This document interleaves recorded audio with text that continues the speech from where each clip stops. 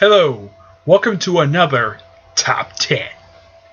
And this is my top 10 favorite former New 52 titles that were published by DC Comics over the course of the years from 2010 to 2015. Okay? Now, tennis list, no honorable mentions, just get this ball running.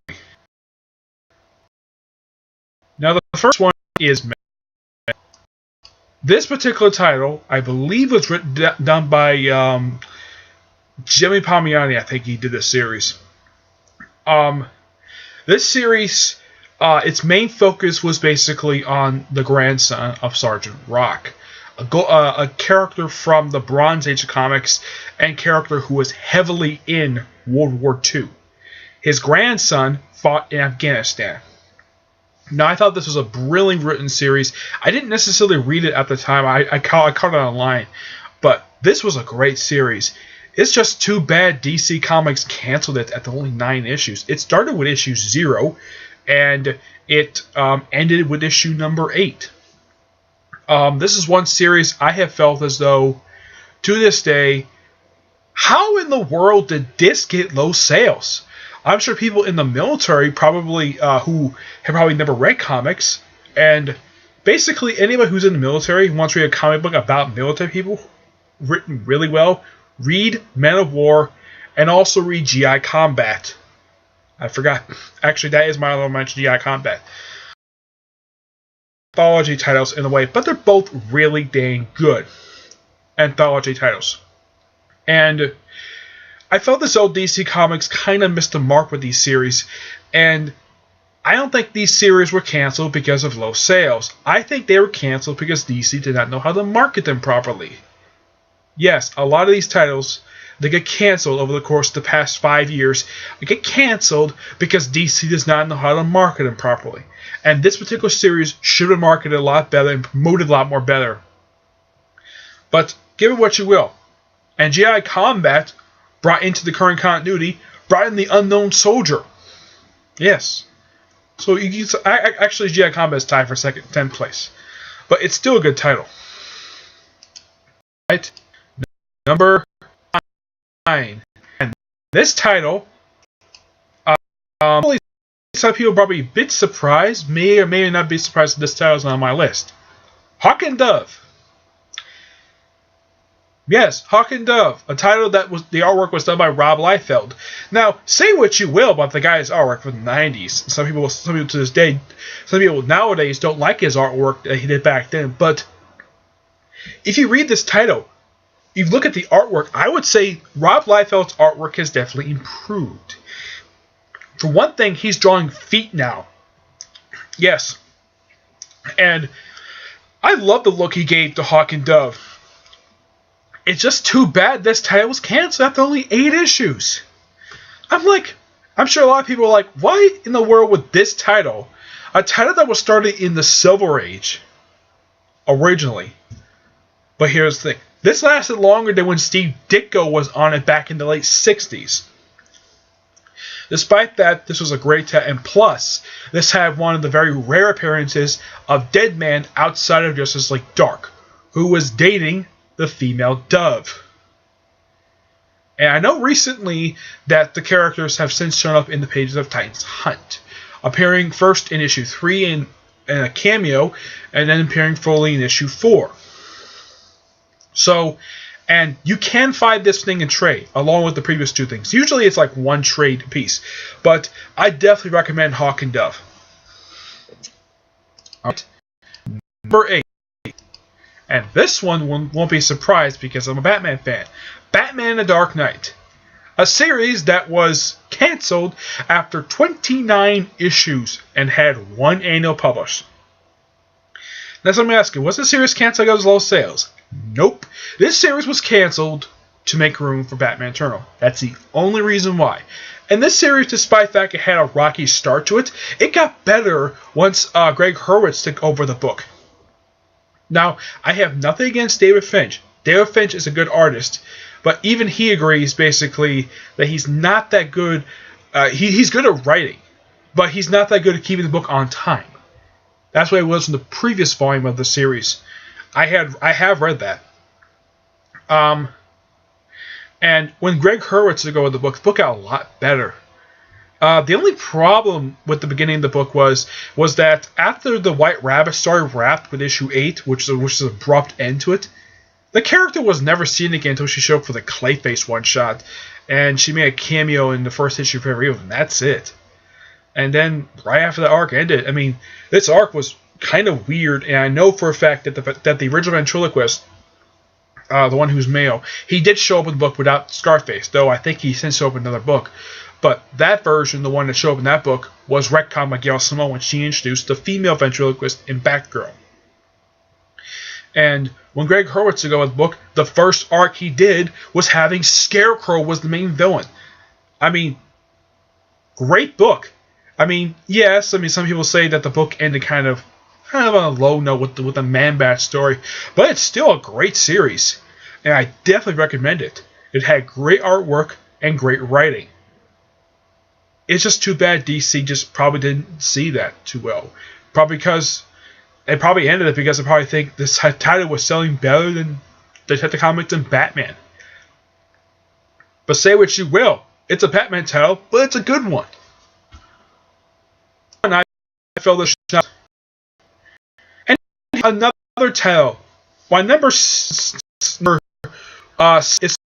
a title that got canceled at the same time as Dark Knight. My number one is also got canceled at the same time as Dark Knight as well. This title, a lot of people agree, this was a great title. Every single issue was really good. And even the 2 annuals were really good as well. What series am I talking about? Animal Man. And this is the second volume. Not the one Grant Morrison started in the 90s. This one. The one that started in 2011, ended in 2013. This series was really good. Started off really well with the 18-issue storyline dealing with the Rot World stuff. And then eventually, it basically had Brother Blood show in the series, which was fine. But say what you will, the title was great. Great writing. I mean, just like Dark Knight. Great writing, great artwork. But got canceled to make room for a weekly series. The weekly series was still okay, but Animal Man was still probably, a lot of people probably agreed to this day, at the time of Animal Man's cancellation, it was one of DC's highest selling titles. And probably one of the most profitable titles DC had ever put out. Despite its sort of grotesque artwork, it was still a damn good title. It's just too bad DC didn't see that when it came to this particular series. Alright, number 4. And this was a title that got canceled just last year. And it is Justice League Dark. A series that lasted for 40 issues and had 2 annuals published, a Futures and one-shot in issue 0, and 2 villains in one-shots, Creeper and Eclipso.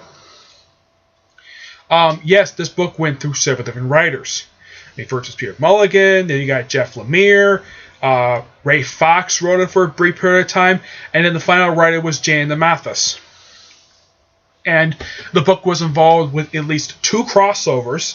First, it was Trinity. Actually, first it was a crossover with iVampire, which was fine. The series was fine. Despite fact not being on my list, was still an okay series. And a crossover with Trinity War and the February Blight stuff. 40 issues straight, and this title was really good. And this title was canceled to make room for a series called Dark Universe, which in itself was canceled before the series came out because the creative team left the book to do Constantine Hellblazer. I really wish DC would not have got rid of this title, because it had great characters. I mean, you had people like Frankenstein, the Frankenstein monster, the DC Universe verse, one from Shade.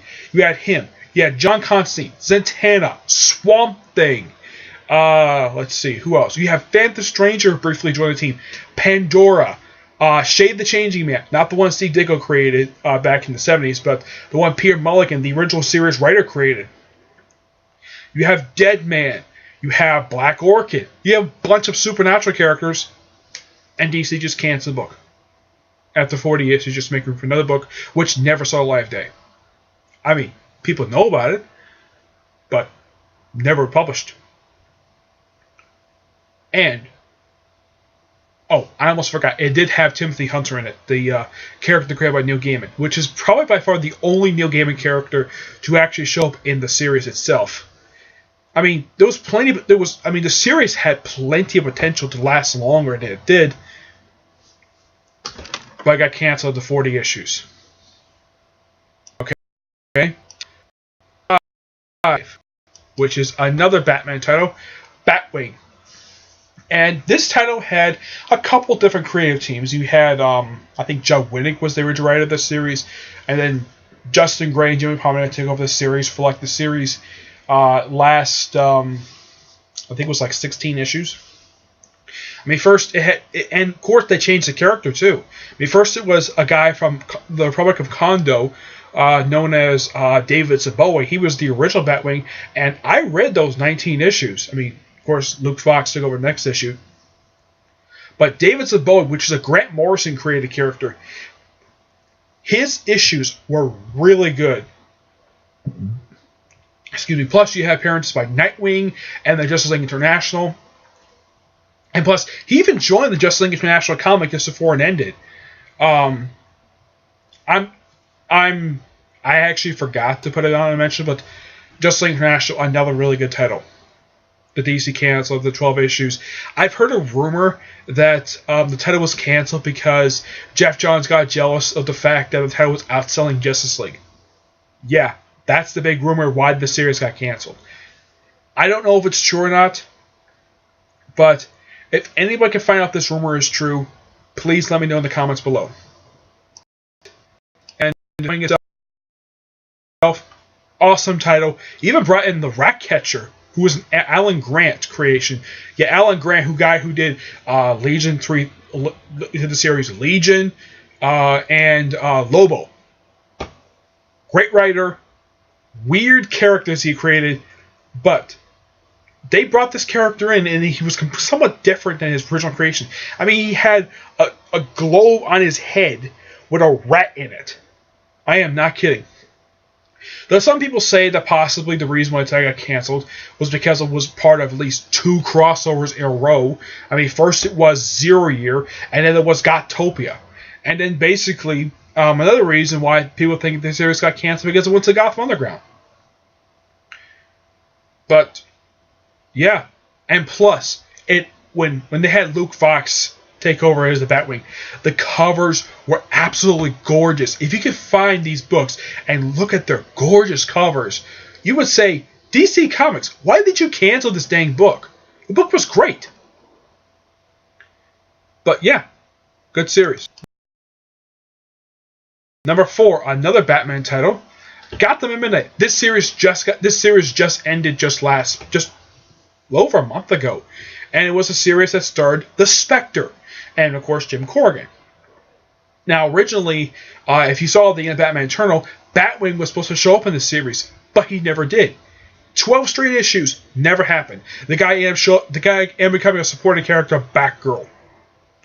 Yes, a supporting character of the Batgirl title, which I have sort of mixed feelings to the current creative team, but anyways. Gotham at Midnight was a great series, written by Ray Fox for all 12 issues, and its single annual it was published. It had only 2 artists. First was Ben Templesmith. Now, the guy is famous doing the artwork for the 30 Days of Night series. I enjoyed the first 6 issues. Heck, the replacement artist was also really good. I don't remember the guy's name, but you can leave in the comments below who the artist was who did the last 6 issues of the series. But, heck, you even had both the Bruce Wayne Batman and Jim Gordon Batman. They both show up in the series. And plus, at the end of the first issue of the series, they go to Slaughter Swamp, which many longtime DC fans know as the birthplace of Solomon Grundy in the brief Flash universe.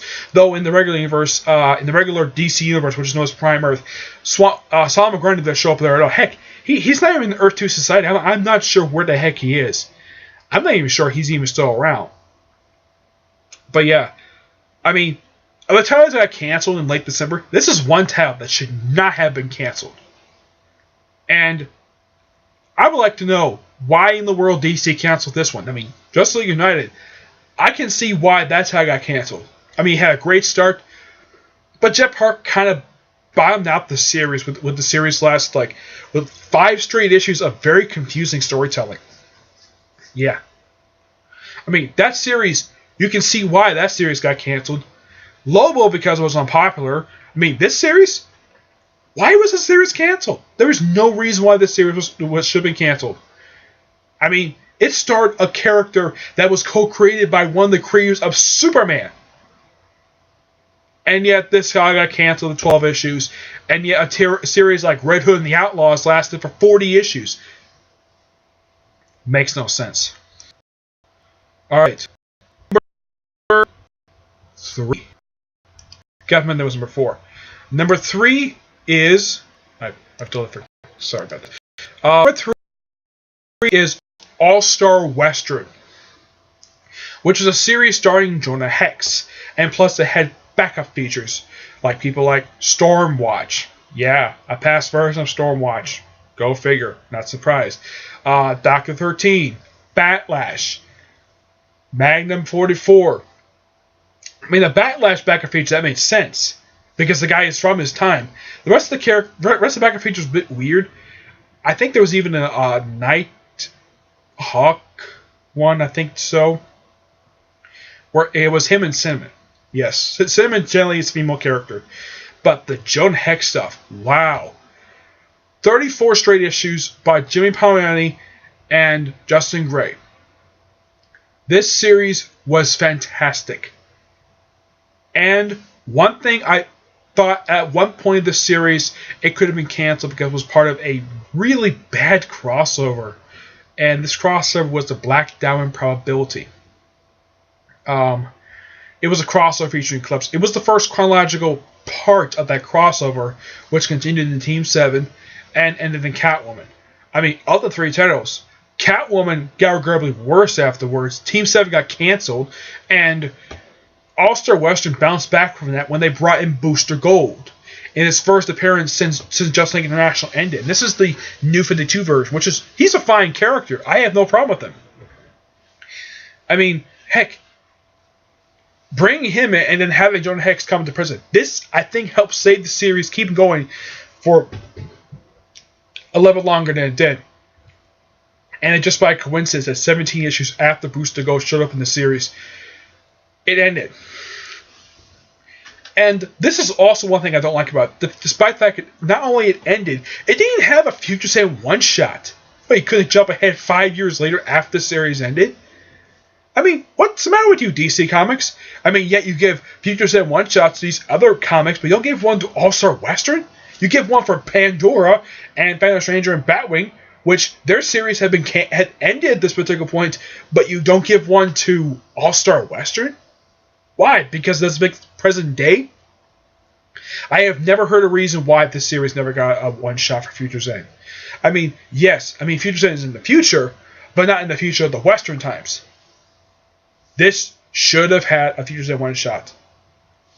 And also, the series should not have been canceled. There was no reason why this series was canceled. I mean, the series is about Jonah Hex, who was an awesome character. I mean, despite what the movie did to him, and the fact I know that the character is going to be appearing on Legends of Tomorrow, which hopefully will convince DC Comics to give him back an ongoing series.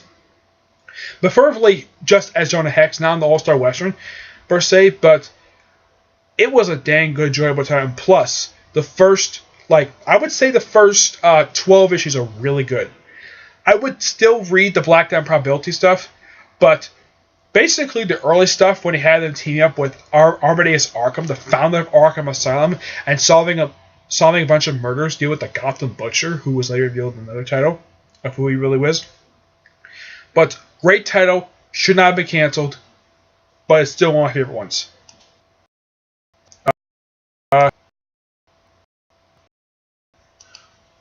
Alright, my number 2 is a bit of a surprise because this series just came back. And this series is Swamp Thing. A series that had only 2 writers, but I think it had about 2 or 3 artists. I mean, the series was this particular volume was done by Scott Snyder. Now, a lot of people praise his run, and of course, you have Charles Soule. He did a 22-issue run, had 2 annuals. Scott Snyder had 18 issues and 1 annual. But this series was great as ongoing. I mean, I know for a fact the series is now being written. Was not brought back as a miniseries, and it's written by the character's creator, Len Wein. I mean, the revived miniseries. I mean, the first issue was great. I definitely recommend it, and I also recommend its previous volume, Volume 5, lasting 40 issues. And even though it did end, I mean, it ended really good. Don't get me wrong, it ended really good, but I think that the reason why they ended it is because they couldn't find a writer to replace Charles Soule, or that they were just planning to end the series anyways when Charles Soule ended. I mean, it's kind of this. I mean, not the case with Red Lanterns. They actually found a writer to replace him, but just they probably did that just to have the issue end this issue 40. But great series. It basically had a sort of a thing started with each one of the annual crossovers. You have the Zero Month, Villains Month, and Future's End. It had one shot for each one of those, and they were all really good. And I highly recommend this title. I mean, I know for a fact that the Alan Moore run is also recommendable as well, but the Scott Snyder Charles Soule run is great. I definitely recommend it. And it's collected in like about 7 trades. I'm sure the price is reasonable. You can definitely get the book. I would start with the first trade and move all the way to the last one. It's a great title, and I definitely recommend it. And my number 1 series, as my favorite title, that was published by DC Comics, but it's no longer one that's no longer being published. And like Animal-Man Dark Knight, the series was canceled due to the fact they wanted to make room for Batman Eternal. And what was his title? Talon. Written by James Tynion IV. I don't remember who the artist was in the book. But 18 issues, including the issue 0. Great series, and one of 2 third-wave titles to actually last beyond the 8-issue mark. One of 2. The other, of course, is Phantom Stranger. Even though, yes, it's not part of my list, but it's still a great title. But this title, along with Animal-Man and Dark Knight, should not have ended. Not at all. I mean, this is one title I have felt as though that is severely underrated. I mean, it's written by the guy who was co-writing with Scott Snyder for the Court of Owls crossover, the Night of Owls crossover. Excuse me. Heck, you even have a character like the Gotham Butcher who shows up for a good chunk of the first year of the comic before the comic ends with issue 17.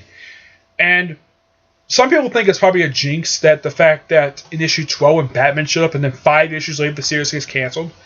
Now, I do also have a slight problem. When the series ended, no one saw the character for a whole year until he showed up for issue until he showed up with the final issue of Batman Eternal. And I'm sure a lot of people who had been reading Talon at the time and have been reading and then read Batman Eternal afterwards, reading all the way to issue 52, and they asked themselves, where the heck have this guy been? 52 straight issues, and this guy was only in and Scott Snyder brings him in the last issue? What the heck? What's your problem, Scott Snyder? Why in the world did you keep this guy away for a whole year and then bring him back for the last issue of Batman Eternal? And as far as I know, the character's not been seen since. And the character is great. Calvin Rose is a great character. He's got a great supporting cast. And I love the fact they even had Court of Owls, so like the main villains of his series.